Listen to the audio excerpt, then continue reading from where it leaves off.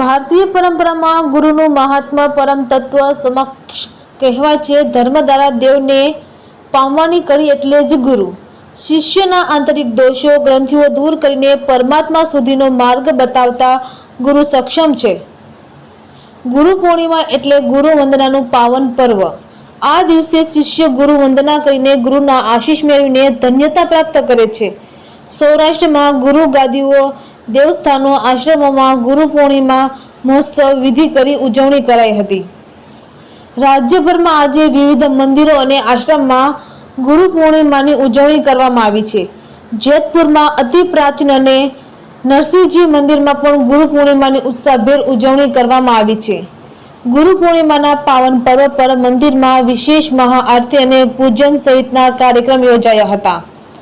ભગવાન નરસિંહજીને વાઘાનો શણગાર કરાયો હતો અને મહંત કનૈયાનંદજી મહારાજ દ્વારા તેમના ગુરુનું પૂજન કર્યું હતું, જ્યારે હરિભક્તોએ પણ પોતાના ગુરુની પૂજા કરી હતી. ગુરુ પૂર્ણિમા નિમિત્તે ભગવાન નરસિંહજીના દર્શન કરવા મોટી સંખ્યામાં ભક્તો ઉમટ્યા હતા.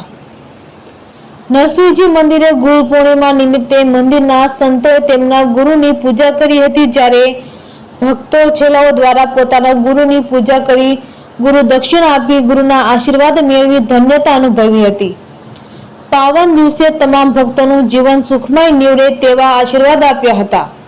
આમ સમગ્ર જેતપુર સહિત ભારતભરમાં ગુરુ પૂર્ણિમાની ઉજવણી કરવામાં આવી રહી છે. રિપોર્ટર આશીષ પાટડિયા, જેતપુર.